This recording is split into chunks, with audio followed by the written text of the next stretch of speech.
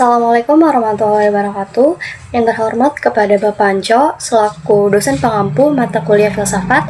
Perkenalkan, nama saya Meza Hafiz dengan NPM 2024 14598 dari Fakultas Ilmu Pendidikan dan Pengetahuan Sosial, Program Studi Pendidikan Ekonomi. Di sini saya akan menjelaskan tentang logika dalam pengembangan filsafat. Dalam pengembangan filsafat, logika adalah salah satu cabang utama yang berperan sangat penting. Logika berfungsi sebagai alat bantu berpikir secara sistematis, rasional, dan konsisten. Berikut saya memaparkan penjelasan materi tentang logika dalam konteks pengembangan. Yang pertama, kita masuk ke pengertian logika dalam filsafat. Logika berasal dari kata Yunani, logos, yang artinya kata, akal, atau pikiran. Dalam filsafat, logika dipahami sebagai ilmu dan seni berpikir dengan benar. Ia mengkaji prinsip-prinsip yang mengatur penalaran dan juga argumen, tentunya yang sah. Yang kedua ada peran logika dalam filsafat, yaitu menguji argumen. Logika membantu menganalisis apakah suatu argumen valid atau tidak, menjernihkan pemikiran, serta membantu menghindari kekeliruan berpikir atau falasi. Selanjutnya ada mendukung pengembangan teori dalam berbagai cabang. Filsafat seperti etika, metafisika, dan epistemologi.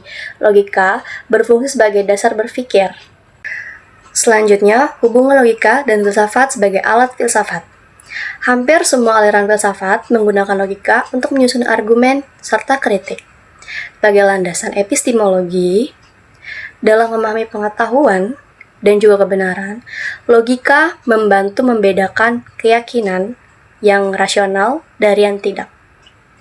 Mendorong berpikir kritis, seperti filsafat mengajarkan berpikir mendalam dan kritis, yang sangat bergantung pada kemampuan yang logis. Selanjutnya, kita masuk ke dalam fungsi logika dalam pengembangan filsafat.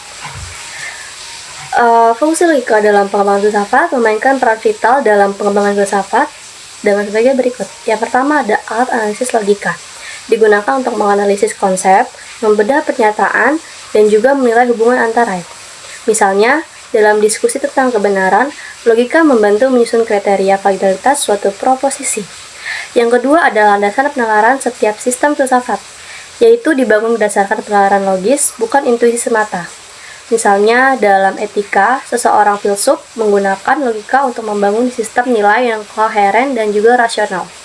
Yang ketiga ada kritik dan refleksi. Filsafat mendorong pemikiran kritis, serta logika adalah dasar dari kritik rasional terhadap argumen orang lain atau pandangan sendiri.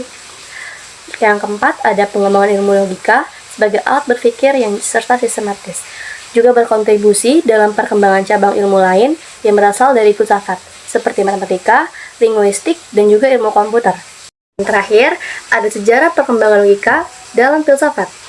Yang pertama adalah logika klasik atau Aristoteles. Aristoteles dianggap sebagai bapak logika. Ia mengembangkan silogisme, yakni bentuk penalaran deduktif yang terdiri dari dua premis dan satu kesimpulan. Yang kedua adalah logika abad pertengahan para filsuf skolastik seperti Thomas Aquinas, yaitu mengembangkan logika untuk membela doktrin keagamaan melalui argumentasi nasional. Yang ketiga adalah logika modern, Frege, Russell, dan lain-lain. Gottlob Frege, Bertrand Russell, dan Ludwig Wittgenstein mengembangkan logika simbolik atau matematis. Logika modern ini lebih presisi dan menjadi dasar bagi filsafat analitik serta ilmu komputer.